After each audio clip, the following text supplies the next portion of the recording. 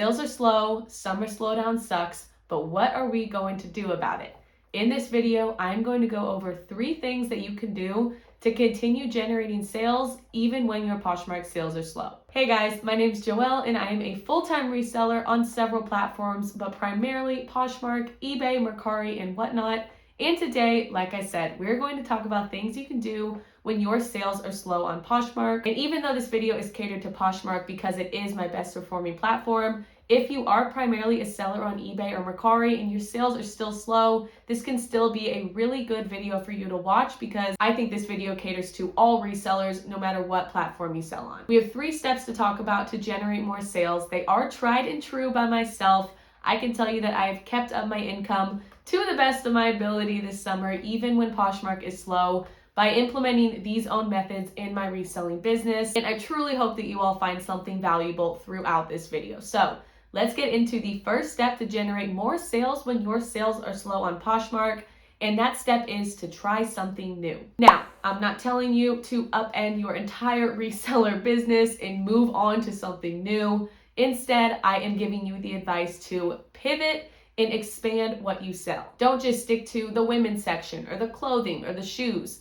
Think about other sections in the thrift stores that can generate profit. So great examples of that would be the furniture section, any type of housewares. I see a lot of people have luck selling plush, stuffed animals, any type of kids items. Really just think about what you haven't sold before. Make sure to look up comps and see if you can sell some new things. A simple fix if you are like me and primarily sell women's clothing would be to just venture over to the men's section. I've been personally doing that my last 3 or 4 Goodwill trips. I go to Goodwill once a week for their $1.79 sale, and I found a lot of luck finding men's clothing. I always have luck selling men's fashion from my ThredUp men's rescue boxes, but for whatever reason, I just don't look at men's items in the thrift store. And I feel like I've missed out on so much potential profit by skipping out on that section in the past. Another thing that I have been working on the past couple of months is picking up free furniture on Facebook Marketplace or even on the roadside. So my boyfriend and I have recently been flipping furniture and we really want to get into furniture restoration and refurbishing things. But right now we have just been selling furniture as is that we have gotten for free. We have been flipping it on Facebook Marketplace, and so far in the past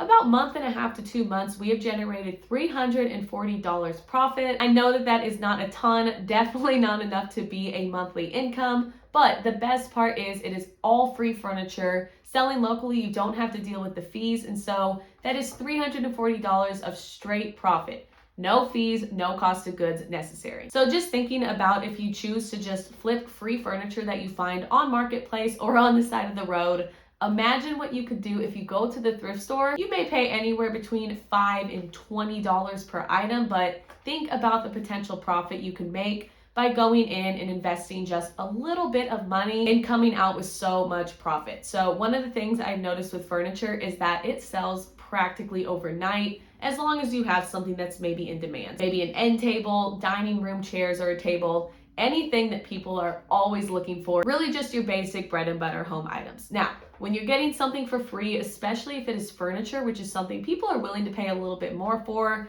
I personally don't care what I pick up. If I find something that's free, I'm gonna list it. But if I am sourcing at a thrift store, I'm going to look for things that come in pairs. So I'm not just gonna buy one dining room chair, but if there is a set of 2 or maybe 4, I'm gonna pick those up. The same would apply to something like a nightstand. If you only find one, you might pick it up depending on if it's a good piece or not, but I would really prefer to get something in pairs. So I have not yet sourced furniture at thrift stores, but I will definitely make sure to keep you all updated. If you do want to hear more about our furniture flipping, it's not anything that is huge right now, but definitely something we want to build. So I'd be happy to provide you all with updates. But overall, make sure you are just trying something new. Not only is that going to bring you more chances of generating sales, especially with having more categories and expanding your business, but I also think that it will help prevent burnout because for me, if I am listing clothing every single day and I feel like all of that work I'm putting in is not generating enough sales,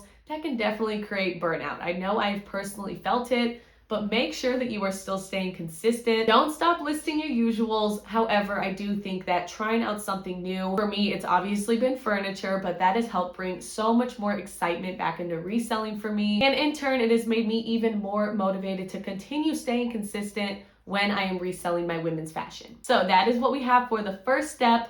Now we're on to the next step to generate more sales when your sales are slow, and that is to source by sell-through rate rather than sold comps. This one is a big piece of advice that I've really been working on. So I'm gonna just walk you through a little scenario if you go into a thrift store. So let's say you walk into a thrift store, you have $5 to spend.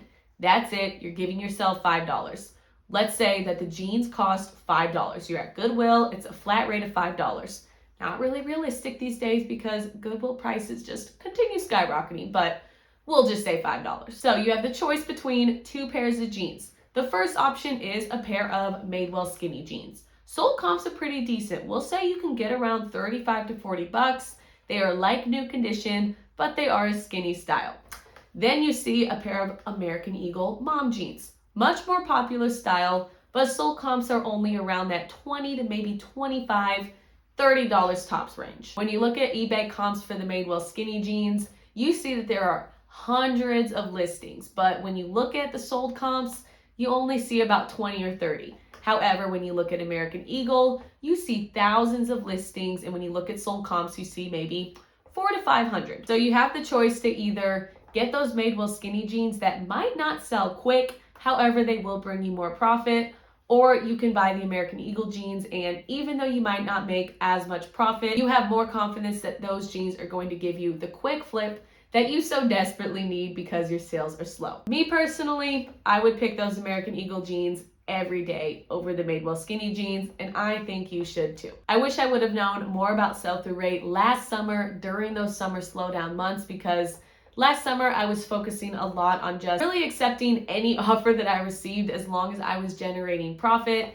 and I was trying to focus on getting those quick sales. However, I wasn't really connecting that with sell-through rate. So I think that this summer I focused a lot more on getting quick sales, and I've seen those quick sales happen when I actually research those sold comps way more thoroughly than I used to, because I used to just look at price. So all in all, I am just focusing on getting those quick sales and that quick sell-through rate rather than putting my focus on getting the highest possible profit margin. Of course, I still want to make high profits, and there are those pieces that I'm gonna hold out for to get a better offer. However, when it comes to my low cost of good items, especially if they are bread and butter pieces that I might only make around $10 to $25 profit for, I am definitely focusing on sell-through rate and leaving a lot of pieces behind that I used to pick up. And just a little quick snippet of advice, if you do have pieces that you feel like don't have the best sell-through rate, I would recommend just going ahead and consigning those items. If you take them to a buy-sell trade store, Plato's Closet is probably the most popular option and the most common one. However, there are a lot of local buy-sell trade stores that you can look up in your area. But if your cost of goods are low enough, go ahead and just take them in and sell them to get that quick cash. And if you can, use that cash, take it to a thrift store and buy items that have a better sell-through rate. I've made it a habit of selling my items to consignment stores and buy-sell trade stores at the end of every month.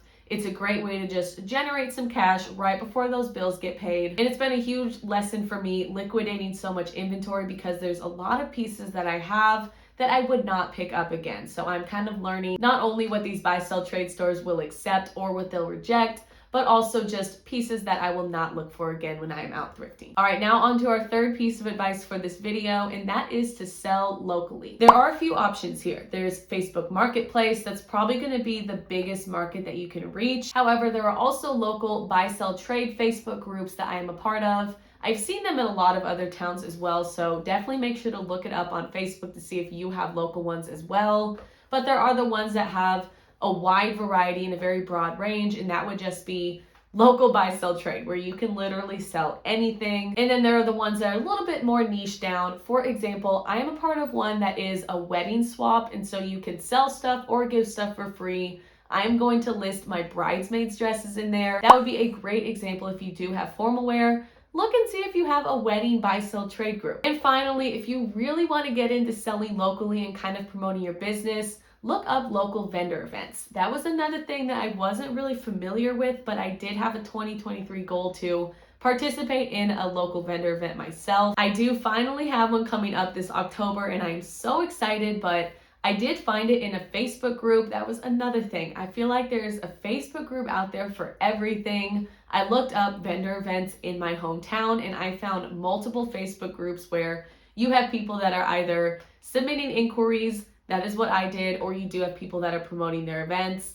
My event is going to be a really popular coffee shop in my hometown. There are going to be 10 plus vendors there and it was only a $35 fee. So definitely make sure to do your research on the actual event. And of course, make sure you know what the fee is. So I wanted to stay under $50 for my fee, especially because it's my first one. But I do have here the perks of selling locally. The biggest one is going to be no fees.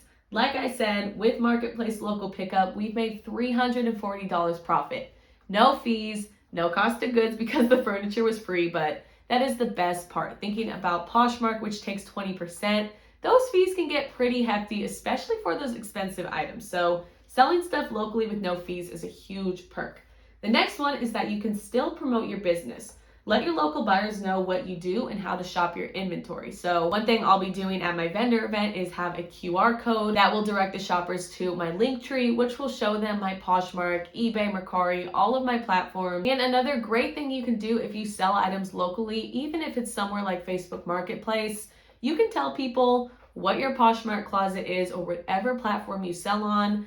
Let them know that if they ever want to shop the inventory, they can message you and you can get the stuff without those taxes and without the shipping fee. I can't vouch for that. I don't know if it'll bring a lot of profit, but I think it's a great idea to promote your business and just let local people know that they can have first dibs at your inventory and they can definitely shop and make offers whenever they feel like shopping your closet. The final perk I have for selling locally is you can clear out your inventory fast. So Facebook Marketplace is going to be a great place to do that. I recently listed a poorly put together reseller bundle on Facebook Marketplace. It was probably 15 items for around 25 bucks. I ended up deleting it because I want to have stuff that's catered to a specific size in a bundle where I could sell it to a reseller or to a personal shopper. However, I can tell you that I had a lot of inquiries for it, lots of listing clicks and lots of listing saves. So it got a lot of attention and I see these bundles all over Marketplace. So a great example would be to create a bundle for a specific size. So if you do size large dresses,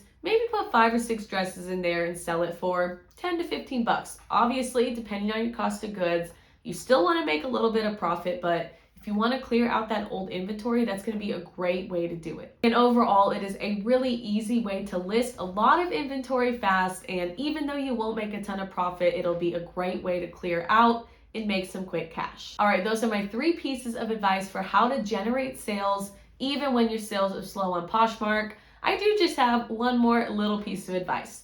This will not directly generate sales. However, I think it's a great way to prevent that burnout that can come with reselling, and that is to make sure that everything is put together. So this is talking about your inventory, how you store that inventory, maybe your photographing section, your unlisted inventory. If you do have the time, sit down and just try to reorganize or get up to date on organizing all of that stuff.